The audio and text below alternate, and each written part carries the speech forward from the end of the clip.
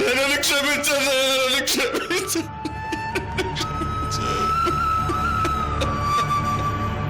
ఆ రోజు మీ స్నేహితుడు వెంకట్రామ్ కూడా నాగరాజుతో మాట్లాడడానికి అదే టైంకి వచ్చాడు అన్నయ్య.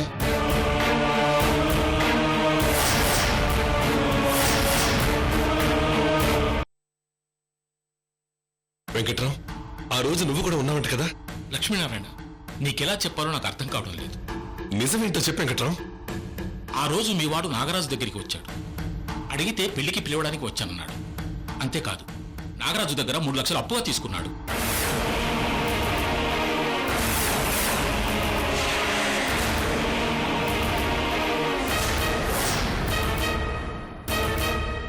నాగరాజు మీ తమ్ముడికి 3 లక్షలు ఇస్తూ ప్రామిసరీ నోటు మీద సంతకం తీసుకుంటానంటే నేనే వద్దన్నాను.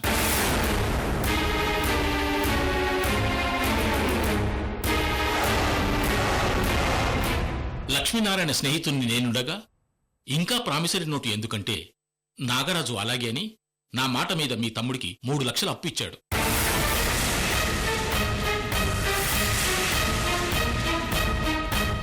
ఆ 3 లక్షలు మీ అన్నయ్యకి తెలిసి తీసుకుంటున్నావా అంటే, బాబాయిగా అలివేని పెళ్లికి నాకు ఖర్చులుంటాయి కదా, అన్నయ్యకి చెప్పకండి అన్నాడు. ఇది జరిగింది.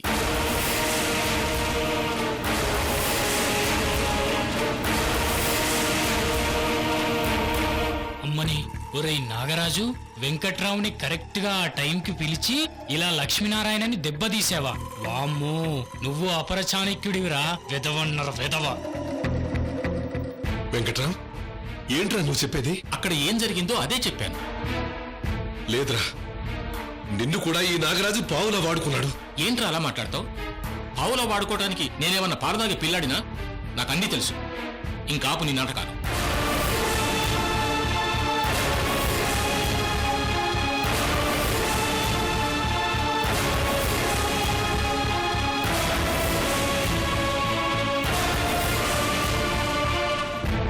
ఇంతసేపు, ఈ క్షణం వరకు నేను నిన్ను నిజాయితీపరుడవని అనుకున్నాను. కానీ ఇదంతా చూస్తుంటే నువ్వు నీ తమ్ముడు కలిసి ఈ 30 లక్షలు నీ కూతురు పెళ్లి కోసం వాడుకున్నారని అర్థమవుతోంది.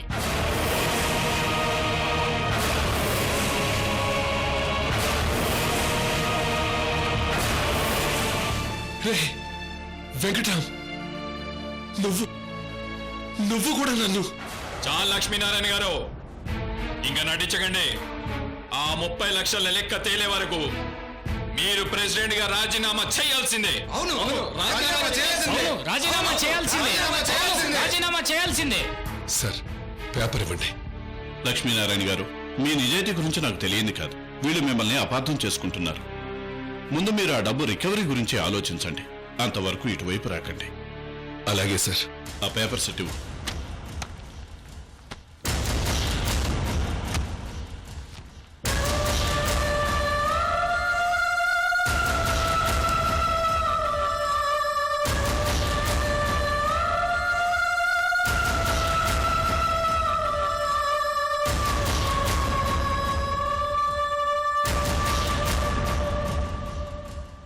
నిజం నిలకడ మీద తెలుస్తుందంటారు. మీరంతా నా నిజాయితీ గురించి తెలుసుకునే రోజు దగ్గరలోనే ఉంది. ఆ రోజు వచ్చే వరకు ఎదురు చూస్తాను. ఇది నా రాజీనామా.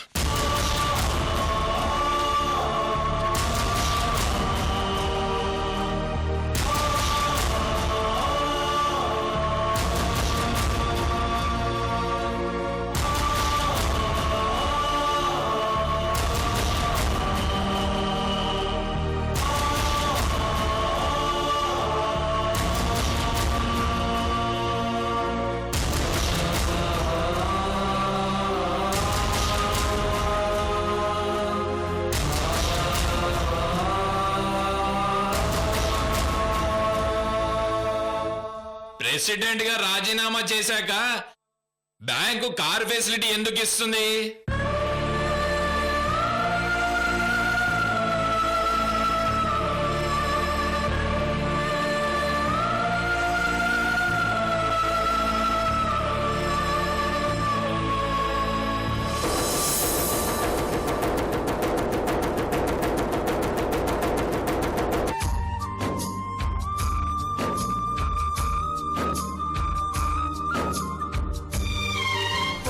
మందిని నడిపించే పెద్దరికం పోయిందా, నడివీధికి తల వంచే శాపం వెంటాడిందా, కరిమబ్బుల తెరవేస్తే ఒక గ్రహణం ఎదురొస్తే రవితేజం వెలవెలబోతుందా,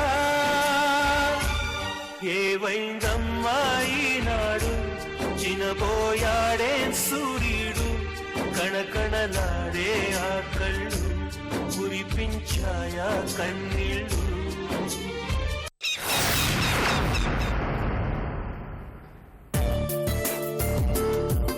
శశి, అరవింద్ ఎప్పుడూ లక్కీ. వాడి ప్రతి బర్త్డేకి వదినే స్వయంగా ఏర్పాట్లు చేస్తుంది. ఆ రోజు వాడి dress, hair style, cake design, గిఫ్ట్లు, ఈవెన్ ఎవ్రీథింగ్ వదినే డిజైన్ చేస్తుంది.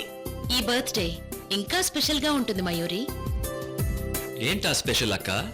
ఇది అరవింద్కి బర్త్డే కాదు, స్వయంవరం అనుకోండి. ఓ మై గాడ్, ఇంకే ఉంది.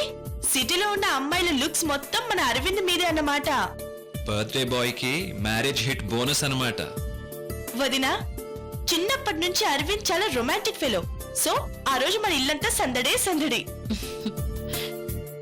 శర్మ గారు, మేడం, రేపు మన అరవింద్ పుట్టినరోజు ఏర్పాట్లు ఎన్ని లక్షలైనా పర్వాలేదు, మన స్టేటస్ కి తగ్గట్టుగా ఉండాలి.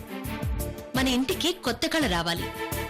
వచ్చిన అతిథులందరికీ ఈసారి మనమిచ్చే పార్టీ గ్రాండ్ గా గుర్తుండిపోవాలి. మన స్థాయికి ఏ మాత్రం తగ్గకూడదు. దగ్గరుండి ఏర్పాట్లు చూసుకోండి. అలాగే మేడం. బాబు పుట్టినరోజు అంటే మా అందరికీ పండుగ రోజు. మీరు చెప్పారుగా, మిగిలిన ఏర్పాట్లని నేను చూసుకుంటాను మేడం. శర్మ గారు, ఇది మన పార్టీకి వచ్చే గెస్ట్ల లిస్ట్.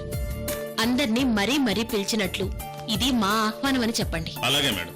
అక్క, బర్త్డేకి అరవింద్ కి మీరు ఏం గిఫ్ట్ ఇవ్వబోతున్నారు? అవునదినా, ఏం గిఫ్ట్ ఇవ్వబోతున్నావు? సర్ప్రైజ్. అయితే వెయిట్ చేయాలన్నమాట.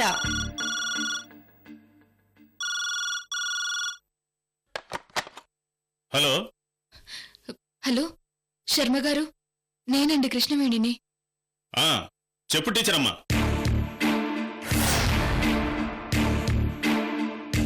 శర్మ గారు, ఈరోజు నేను ట్యూషన్ చెప్పడానికి రాలేనండి. ఈ విషయం కొంచెం మేడంకి చెప్పండి. ఏమ్మా, ఏమన్నా సమస్య? అది అది మా మామయ్య. పర్లేదమ్మా, మేడం గారికి నేను చెప్తాను, అర్థం చేసుకుంటారు.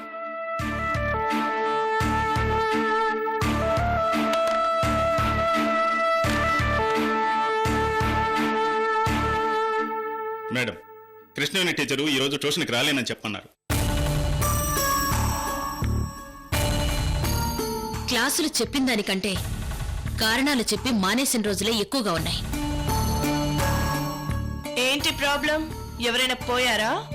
మధ్యతరగతి కుటుంబాల్లో ఎవరో పోనవసరం లేదమ్మా. పరువు పోయినా, ఆత్మాభిమానం పోయినా, ఆ విషయం పెదవి దాటితే నలుగురికి తెలిస్తే ఎలా అన్న ఆలోచనలతో ప్రాణం విలవిల్లాడిపోయినట్టు ఫీల్ అవుతారమ్మా. ప్రాబ్లం చెప్పటానికి జంకుతున్నట్లుంటే నేనే అడగలేదమ్మా. సరే, ఎలాగూ ఈ రోజు రేపు అరవింద్ బర్త్డే ఫంక్షన్ ఉంది కదా, పిల్లలు బిజీగా ఉంటారు, పర్వాలేదులే. కృష్ణవేణి, నీ మీద వదినికి చాలా కోపం వచ్చింది. నువ్వైపోయావు. సరే శర్మ గారు, దగ్గరుండి ఫంక్షన్ ఏర్పాట్లు చూసుకోండి. అరవింద్ రేపు పార్టీ టైం కల్లా వస్తానన్నాడు. అలాగే మేడం.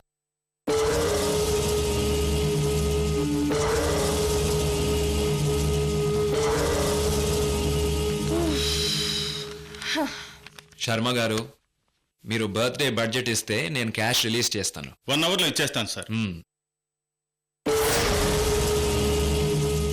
ఈ కృష్ణవేణి నాకు అస్సలు నచ్చలేదు.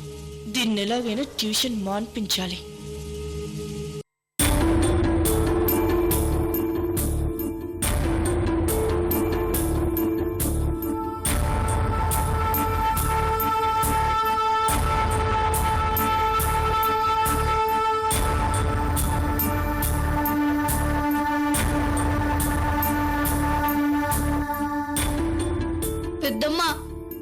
నాన్నని పోలీసు వాళ్ళు వచ్చి తీసుకెళ్లారంట కదా.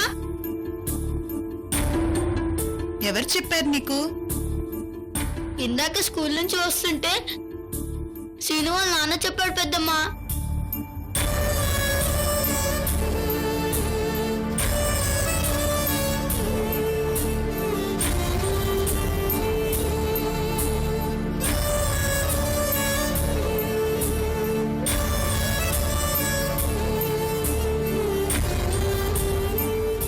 అలాంటిదేమీ లేదు. నువ్వు అబద్ధం చెప్తున్నావు పెద్దమ్మా. నాన్నని తీసుకెళ్లారని అమ్మ కూడా చెప్పింది.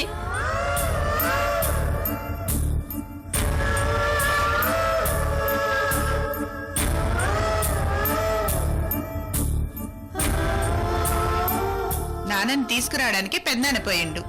నాన్నని తీసుకొస్తాండ్లా, సరేనా? అక్క, బావగారు వస్తుండారు.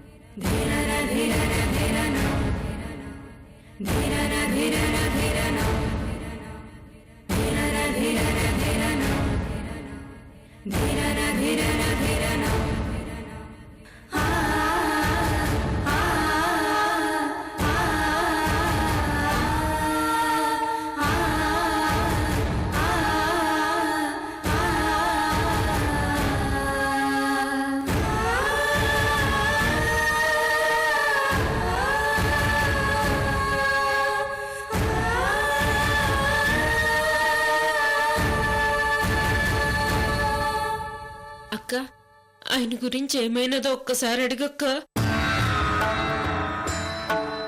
చంద్రకళ, ఆయనంత టెన్షన్ గా ఉండడం నా జీవితంలో ఎప్పుడు చూడలేదు. నాకు భయంగానే ఉండదు.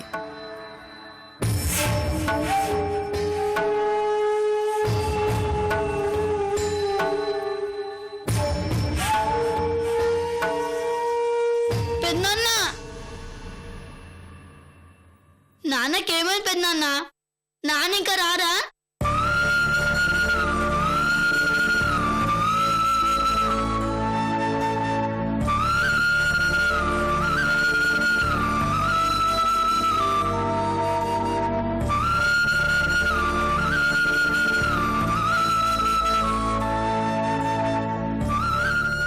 ఏమని పెద్దనాన్న? చెప్పు పెద్దనాన్న. వాసు, నాన్నకేమైందో నేను చెప్తాను. పెదనాన్ని డిస్టర్బ్ చేయకు.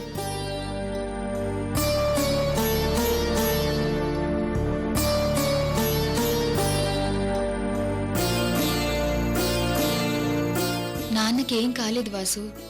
ఇప్పుడు నువ్వు క్లాస్లో లెక్కలు తప్పు చేస్తే టీచర్ ఏం చేస్తుంది? ఇది తప్పు, ఇలా చెయ్యాలి అని చెప్తుంది.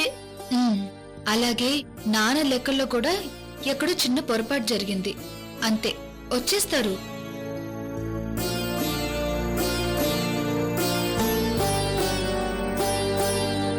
పెద్దనాన్న, అక్క చెప్పింది నిజమే కదా? నాన్న వచ్చేస్తారు కదా? నాన్న వచ్చేస్తారు కదా? నాకు చాలా భయంగా ఉంది పెద్దనాన్న. అక్క చెప్పింది కదా, వచ్చేస్తాడు. వస్తాడు నాన్న, వస్తాడు. నువ్వు వెళ్ళి ఆడుకోపో.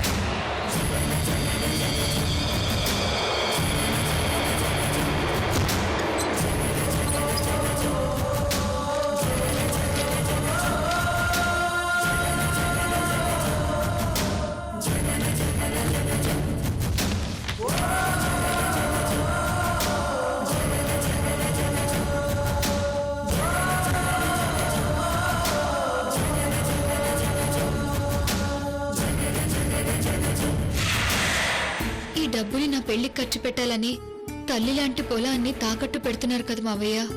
మనలాంటి మధ్యతరగతి వాళ్లకు అవసరమైనప్పుడు మన కష్టాలు తీర్చే కల్పతరువు ఈ నేల తల్లేనమ్మా. రైతుగా మన బాధలను అర్థం చేసుకునే నేలమ్మ తల్లి ఈ తండ్రి బాధ్యతను అర్థం చేసుకోదా?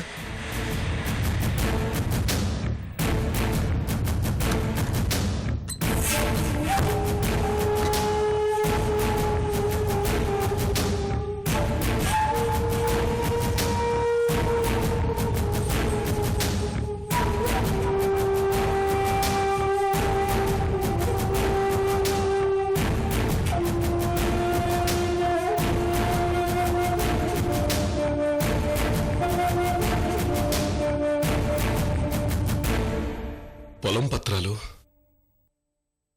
అలివేణి పెళ్లి ఖర్చుల కోసం తాకట్టు పెట్టాను కదా.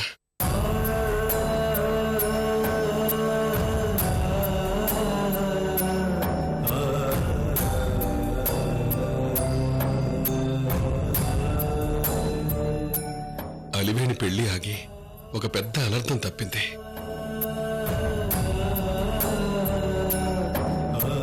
కానీ అప్పు మిగిలింది.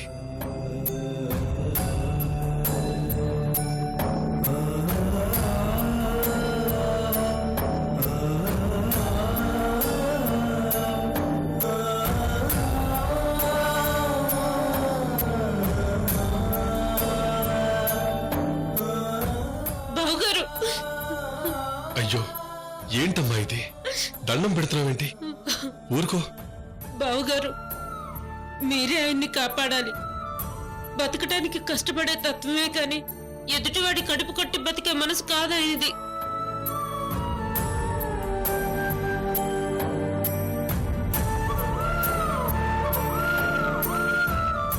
ఆశపడొచ్చు కానీ అచ్చేసుకు పోడు బావగారు మీ తమ్ముడు. మీరే కాపాడాలి. అమ్మా చంద్రకళ, ఏంటమ్మా ఇది? ఊరుకో, ఏడవకో.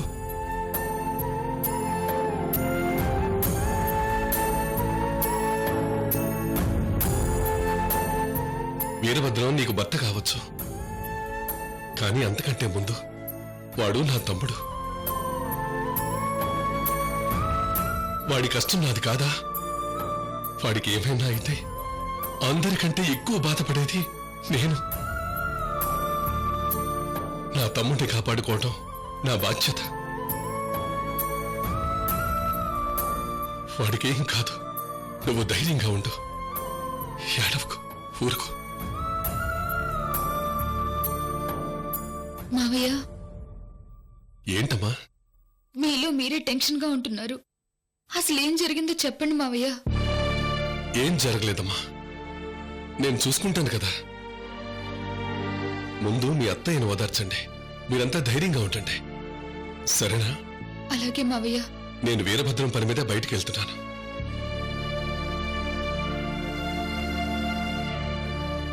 మావయ్య, ఏంటమ్మా? ఒక్క నిమిషం.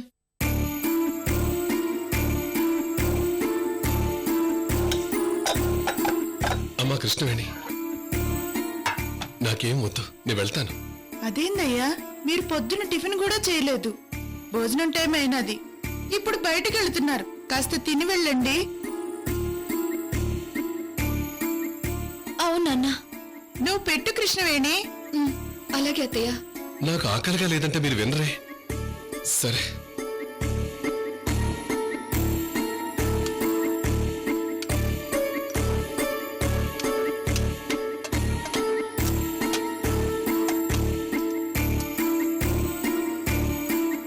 చేయి కడుక్కోండి నాన్న.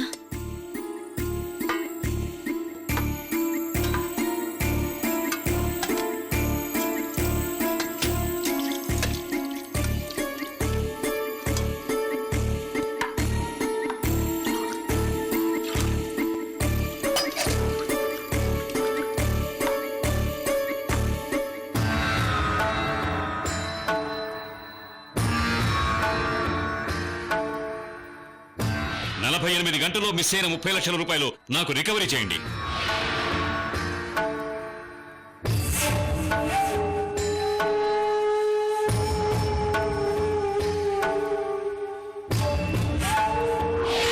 తప్పులు అనుకోకుండా జరుగుతాయి.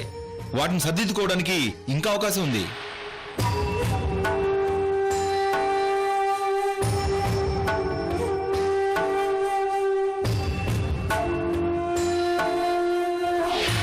ముందు మీరు ఆ డబ్బు రికవరీ గురించి ఆలోచించండి. మావయ్య,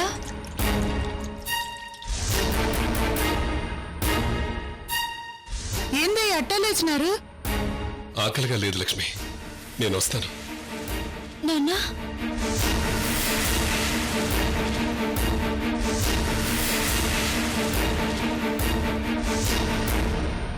అయ్యో భగవంతుడా, మేమేం పాపం చేసినాం తండ్రి? నా భర్త మీద ఇన్ని నిందలు మోపుతుండారే, ఇదేమన్నా న్యాయంగా ఉండదా? ఆ 30 లక్షలు ఎవరు తిన్నారో వాళ్ళు నాశనం అయిపోవాలి. ఆ దిక్కుమాలి వాళ్ళు ఏ లారీ కింద పడి చచ్చిపోవాలి. చిన్నతయ్య ఊరుకోండి, ఏంటా మాటలు? చంద్రకళ, నా మరిది అమాయకుడు, ఏ తప్పు చేసుండడు. నువ్వు ధైర్యంగా ఉండు. పిన్ని, మేమంతా లేమా? ఎందుకు ఏడుస్తున్నావు? ఊరుకో.